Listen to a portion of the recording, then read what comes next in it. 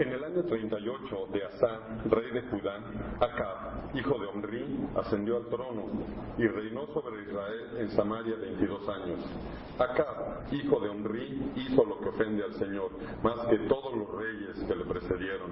Como si hubiera sido poco el cometer los mismos pecados de Jeroboam, hijo de Nabat, también se casó con Jezabel, hija de Baal, rey de los Sidonios, y se dedicó a servir a Baal y adorarlo.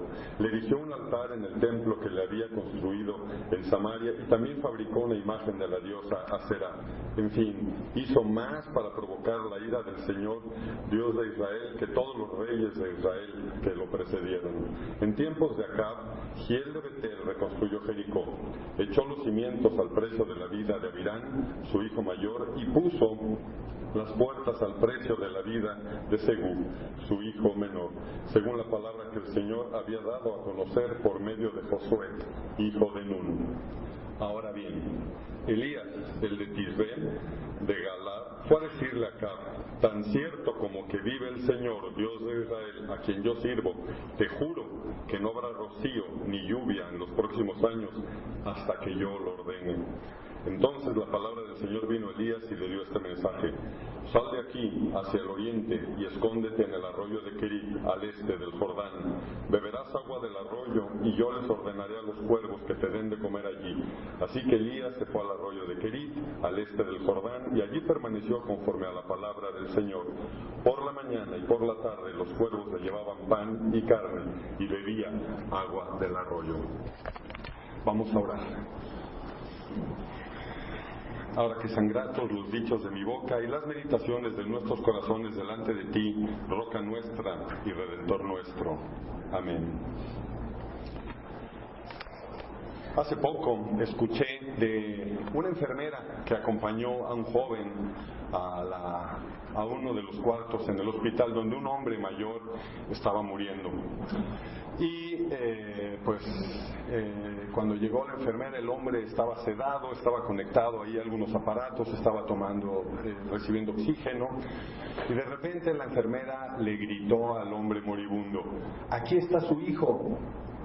Y el señor, pues entre todo lo sedado, medio abría los ojos y ahí lo que podía ver entre sombras, y le volvió a gritar: aquí está su hijo. Entonces el señor extendió su mano y la enfermera acercó una silla y el joven se sentó y el joven tomó su mano y compartió con él algunas palabras de esperanza. Esa misma noche, en la madrugada, más bien después de la medianoche, el hombre murió. El joven fue a avisar a la enfermera lo que había pasado y la enfermera empezó a darle pésame y siento mucho lo que pasó. Y el joven le preguntó: ¿quién era ese hombre? Y la enfermera dijo: ¿no era su papá? Y dijo: no. Y entonces, ¿qué hace usted aquí? Y el joven respondió: estaba yo en la sala de espera, había yo venido a que me atendieran, y de repente escuché que salió usted buscando a un familiar del señor que estaba agonizando. Y como nadie se paró, me paré yo. La verdad es que yo había venido aquí me sentía muy mal, tenía mucha angustia, tenía mucha depresión, vine buscando un doctor y pues como no me atendían, se me ocurrió pararme. Y ya me voy, ahora me siento mucho mejor.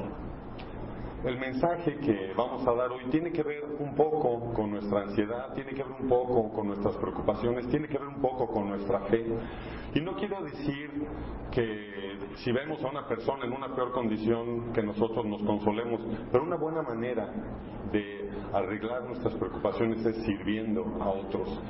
Y lo que encontramos aquí en esta historia de este profeta, como mencioné, esta serie vamos a hablar de Elías y vamos a hablar de Eliseo, pero vamos a empezar con Elías. Hoy vamos a conocer quién era Elías y además, para saber quién era Elías, tenemos que ver en qué contexto Dios manda a sus profetas. Y si vemos la historia del pueblo de Dios, el pueblo de Dios estaba alejándose, el pueblo de Dios estaba adorando a otros dioses. No obstante las bendiciones que el pueblo había recibido, el pueblo seguía alejado del Señor. Entonces lo que hace Dios es manda a sus profetas como portavoces para advertir a los reyes y para advertir al pueblo y además también para darles esperanza y para guiar nuevamente al pueblo para buscar la gloria de Israel a través del Mesías que había de venir. Entonces, si hacemos rápidamente un repaso de en dónde estamos, Primera de Reyes nos narra la historia desde la muerte de David hasta la liberación de Joaquín después del exilio de Babilonia. Pero vamos a ver en qué contexto, en qué momento se encuentra ahorita el pueblo de Dios. Y si recordamos, bueno, pues la dinastía inicia con el rey Saúl, después el rey Saúl hace lo que desagrada al Señor, el Señor retira su espíritu de Saúl y entonces Samuel unge al rey David. Viene todo 40 años de prosperidad con el rey David y luego durante el reinado de David Dios le promete que a través de su descendencia va a haber un reino que durará para siempre. Luego viene Salomón, sabemos del pecado de David. David se arrepiente, Dios lo perdona, pero eso no evita que David tenga que pagar consecuencias de sus pecados. Y luego viene Salomón. Durante estos 3 reyes que duró más o menos 118 años esta dinastía, viene el rey Salomón y es la época de esplendor del pueblo de Dios. Y además, irónicamente, todos sabemos cómo terminó Salomón. Irónico que el que erigió el templo con todo su esplendor terminó su vida erigiendo altares en los lugares altos para adorar a dioses paganos.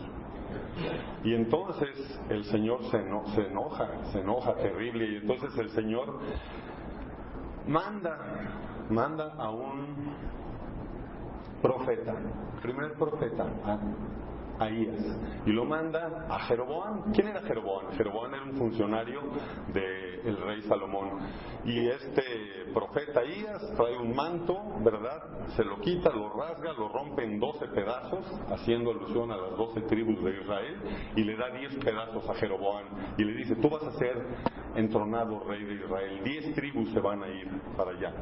Y como el Señor había hecho una promesa a través de la descendencia del linaje de David, dice: siempre va a haber una lámpara encendida a través del linaje de David, y voy a dejar 2 tribus en el sur, cuyo nombre era Judá, en honor al nombre de la tribu más prominente, Judá y Benjamín, y las otras 10 tribus al norte.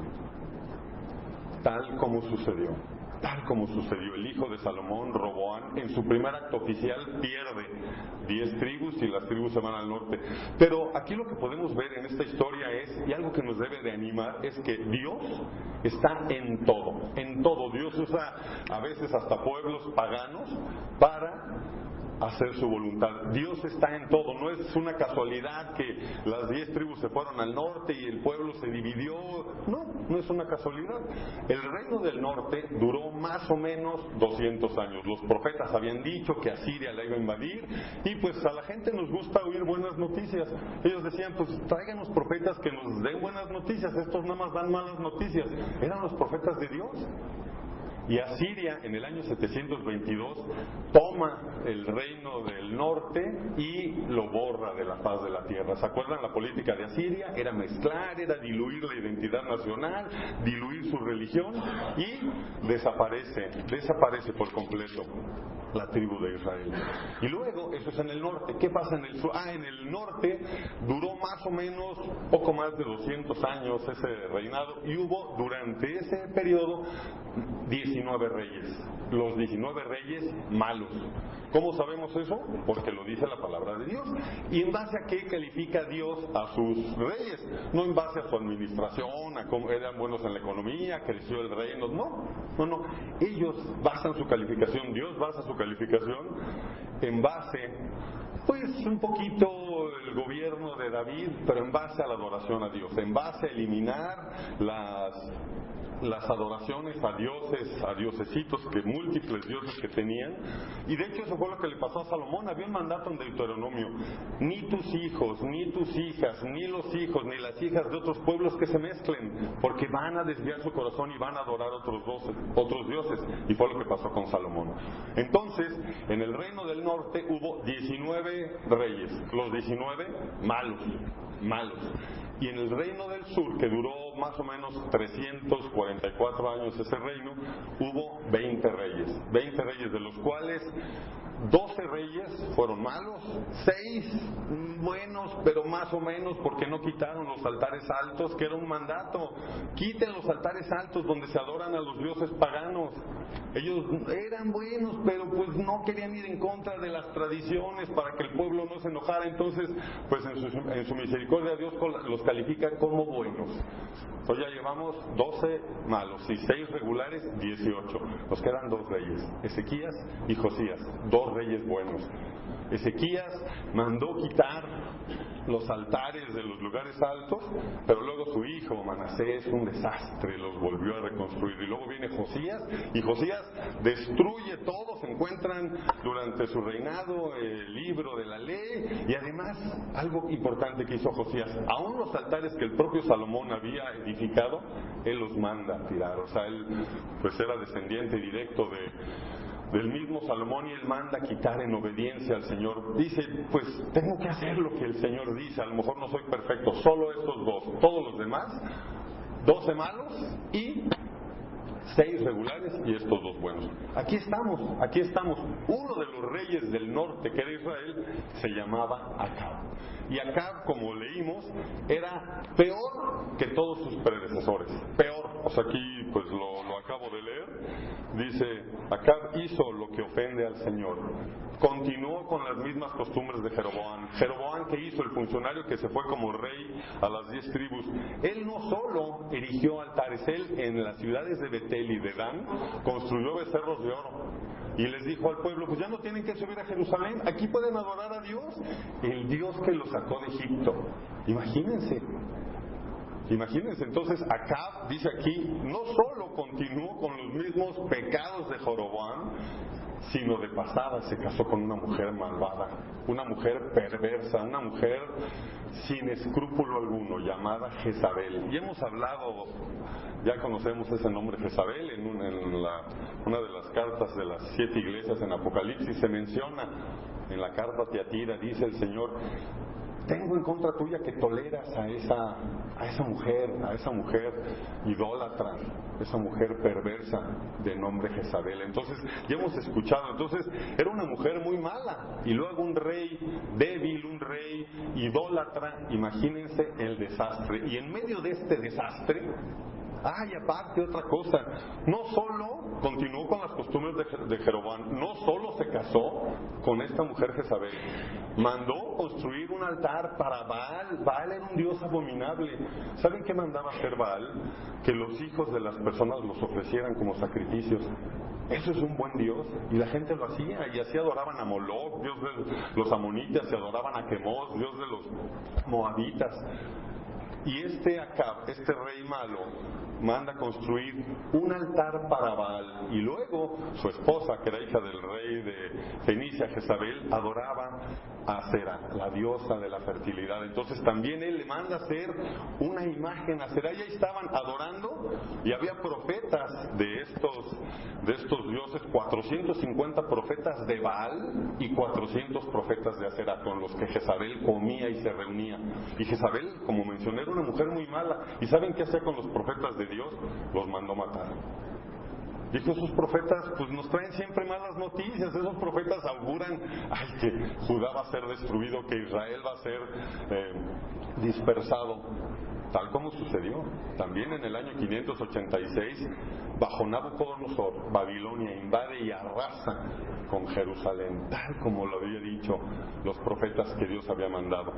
Entonces, en este contexto, Acab manda a construir las imágenes, Jezabel manda matar a los profetas de Dios, y aparte reconstruyen Jericó. En el último versículo del capítulo que leí, dice, en tiempos de Acab, Giel de Betel reconstruyó Jericó, echó cimientos al precio de la vida de su hijo mayor y de su hijo menor.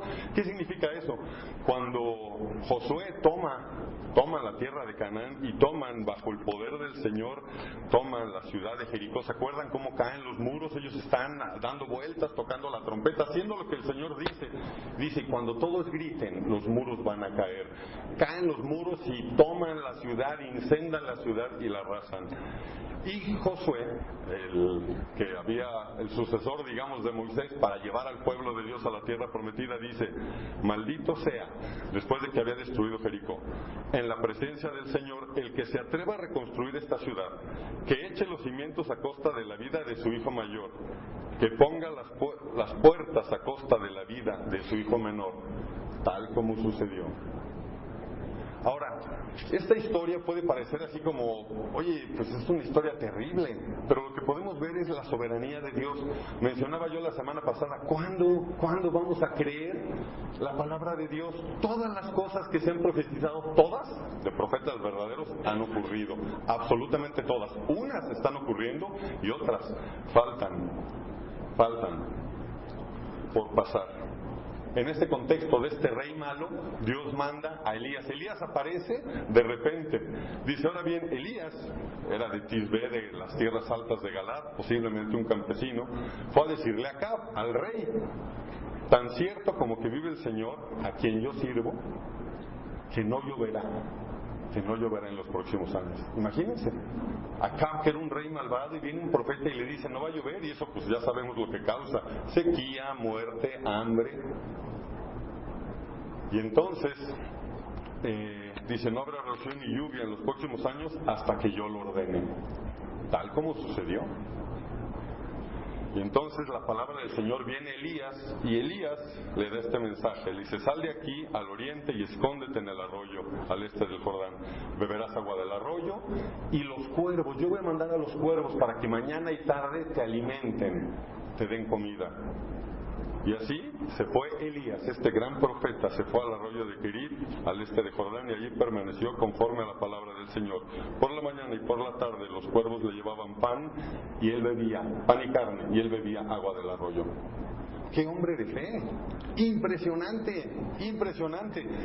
Elías, como vamos a ver más adelante, es un profeta que ora a Dios y que tiene una fe impresionante, pero así como tiene grandes proezas, este gran personaje del Antiguo Testamento, así tiene grandes fracasos. Y en las lecturas alternadas que leímos al autor Santiago, y Santiago dice: Elías era un hombre de fe, que oró con fervor a Dios y cerró el cielo por 3 años y no llovió, y después volvió a orar y entonces llovió.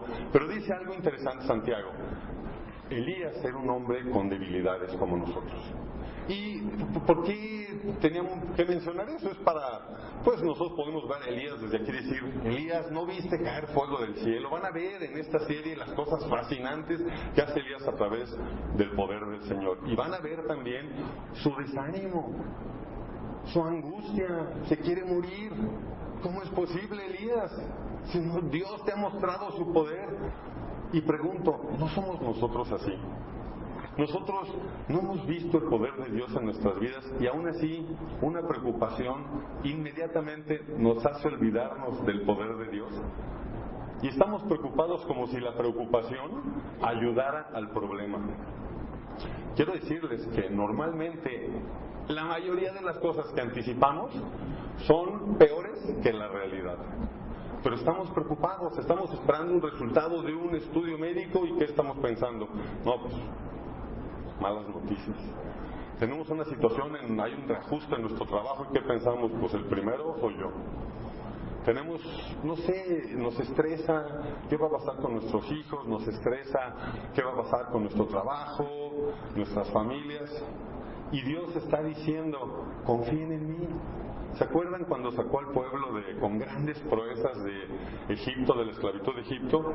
Les mandaba maná todos los días. ¿Por qué no les mandaba un bonchecito y ya no estén molestando? No. Les mandaba cada día. ¿Para qué? Para que confiaran en Él. Y dijo: no acumulen. Solo un día les mandaba por 2 días. El sábado. Ese día van a recibir doble ración. Pero no acumulen. ¿Y qué pasaba con el maná que el pueblo acumulaba? Se llenaba de gusanos y se echaba a perder. ¿Para qué? Para que la gente aprendiera que día a día Dios es el dador de todo. Toda dádiva, todo buen don, todo viene de Dios. Ahora, Si vamos a la lectura que tuvimos hoy del Nuevo Testamento, donde está Jesús en el Sermón del Monte, diciendo no se preocupen de qué se van a vestir, qué van a comer, qué van a beber, y luego dice Dios, pues si las aves del cielo, ¿verdad? Dios las alimenta, la hierba, cada día, ¿no valen ustedes mucho más que eso? ¿Qué está diciendo Dios?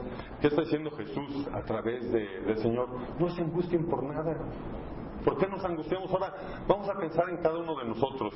Si sabemos que Dios nos ha rescatado en el pasado y que nos va a rescatar nuevamente para vivir con Él eternamente, ¿cómo es posible que preocupaciones mínimas nos hagan tan pronto olvidarnos? Por eso digo, vamos a ver las grandes proezas de Elías, y desde aquí podemos decir, Elías,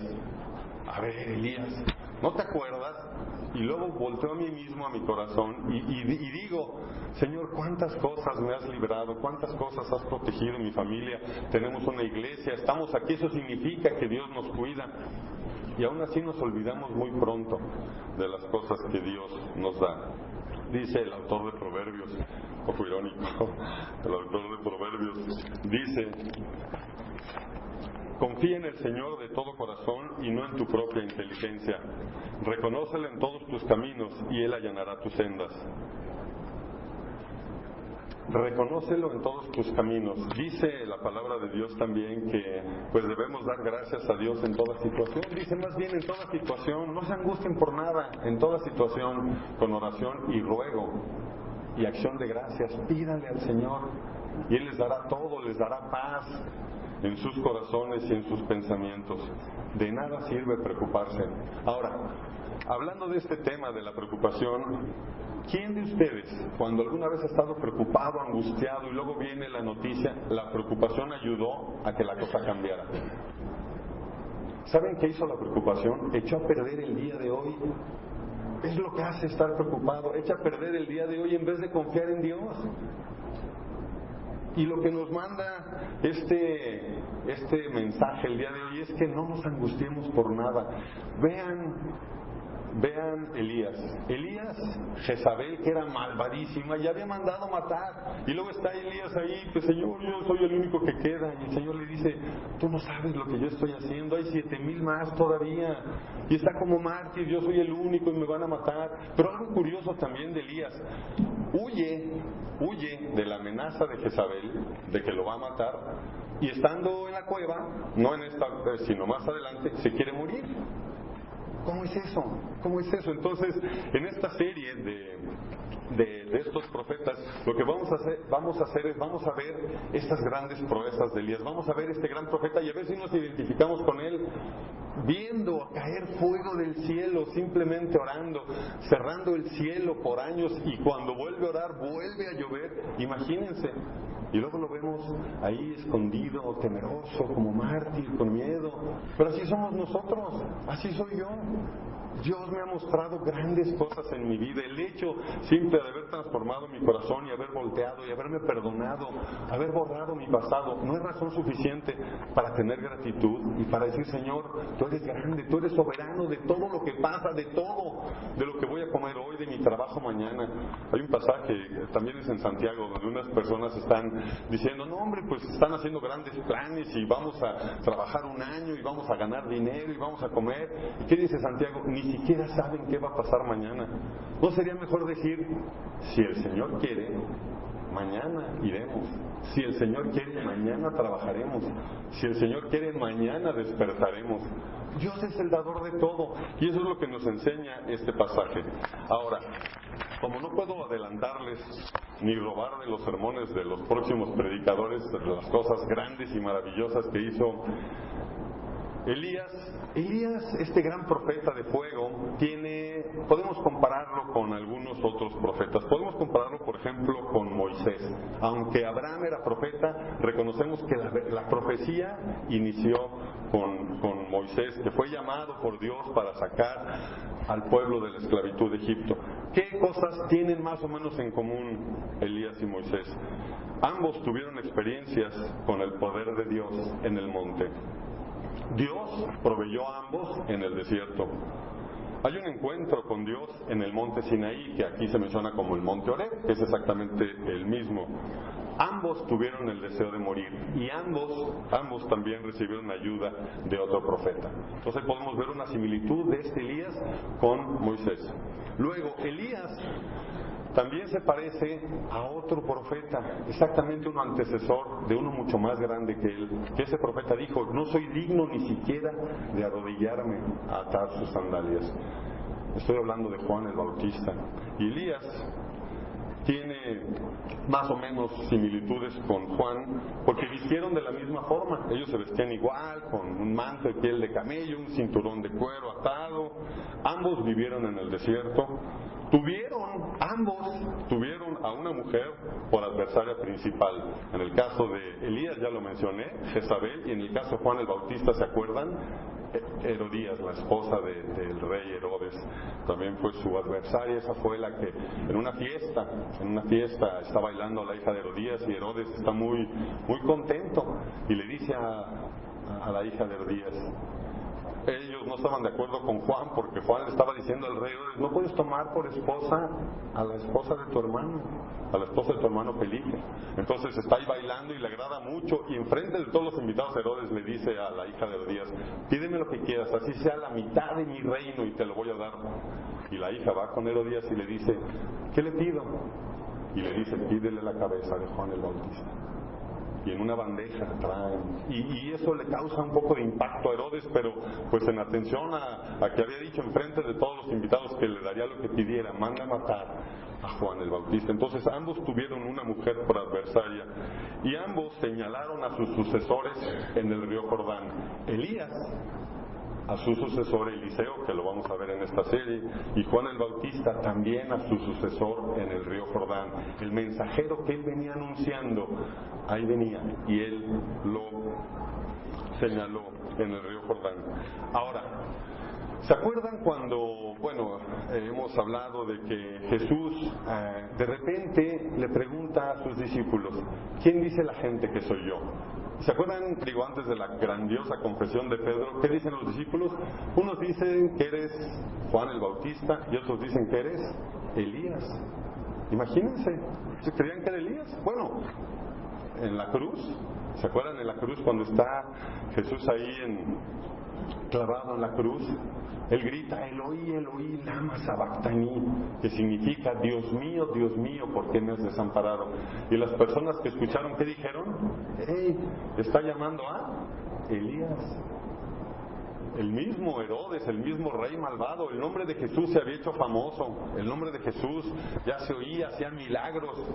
Y entonces va y dice: ¿no es ese Juan el Bautista el que yo decapité?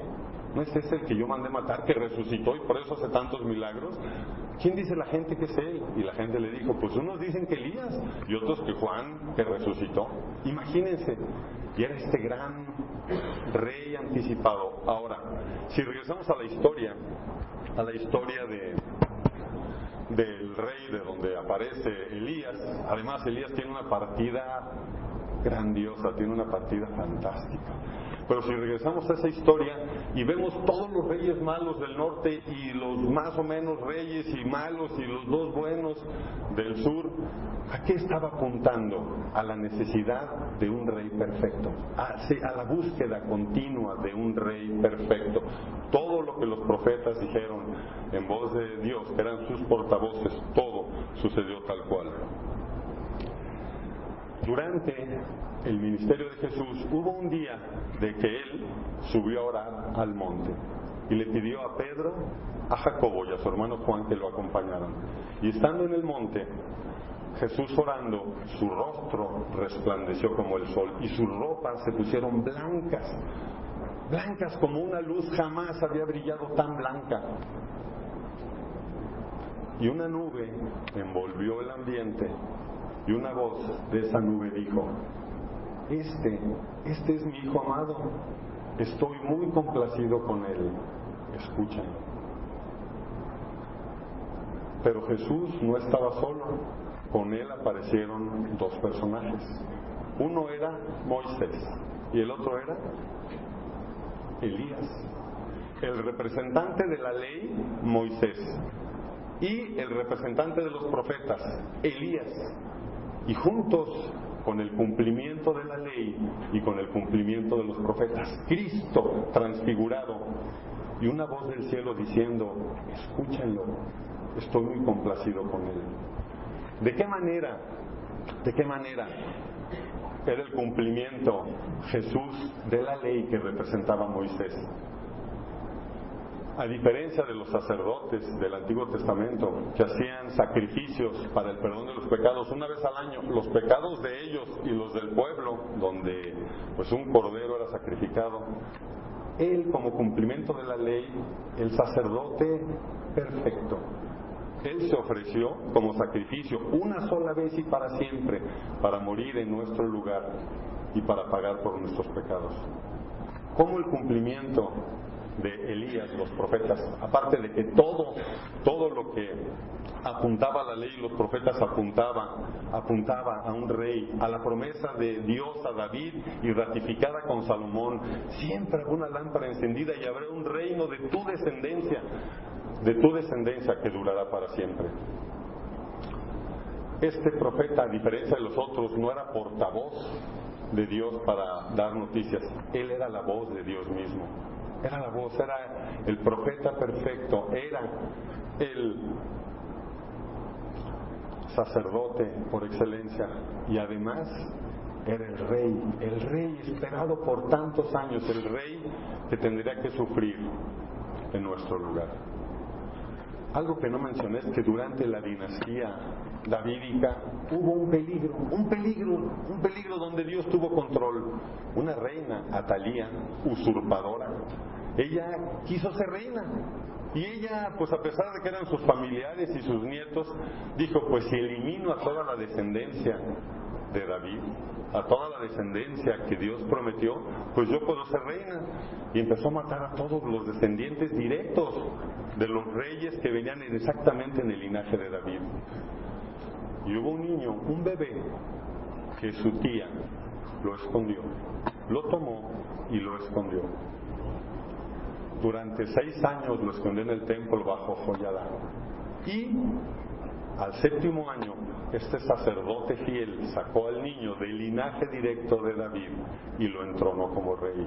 Y Atalía, pues, era una usurpadora, pero estuvo muy cerca, muy cerca.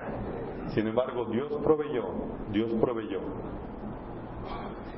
Y eso me recuerda a otro bebé, también indefenso, que un rey celoso y malo quería matar, porque unos sabios de Oriente le dijeron: es el rey de los judíos, es el rey de Israel. Imagínense, el propio rey Herodes, ¿cómo que el rey de los judíos? Y también lo mandó matar. Pero Dios, a través de un ángel, le avisó en sueño a sus familiares. ¿Y qué hicieron con este bebé? Lo escondieron. Ahí está la provisión de Dios, no es casualidad, nada de lo que ha pasado aquí es casualidad. Y ese bebé llegó a ser rey, llegó a ser el rey perfecto, esperado, que Dios cuidó, a pesar de que hubo gente mala, reyes malos como Acab, mujeres como Jezabel. Dios es fiel, Dios ahí está proveyendo al sacerdote, al profeta y al rey que había de venir, anunciado miles de años atrás, para que nosotros podamos decir: gracias, Señor, por tu Hijo, porque estás complacido con Él y porque solo por fe y escuchándolo vamos a tener vida eterna. Vamos a orar.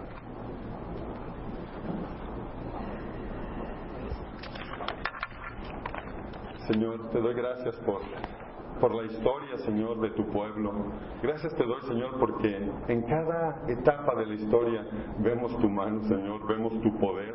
Gracias, Señor, por el profeta Elías que mandaste, Señor, para que tu pueblo volteara nuevamente a ti. Gracias por todos los profetas, Señor, leales a ti, que a pesar de pues no dar buenas noticias, Señor, anticiparon las desgracias por la idolatría y también, Señor, nos animaron en la esperanza de un Mesías verdadero. Gracias, Señor, por este encuentro con Moisés y con Elías, y gracias, Señor, por el cumplimiento perfecto del sacerdote, del profeta por excelencia y del rey que había de venir para durar eternamente y que hoy sabemos que vive a tu derecha, Señor, y que un día reinaremos con él eternamente. Te lo pido todo y te lo agradezco en su hermoso nombre. Amén.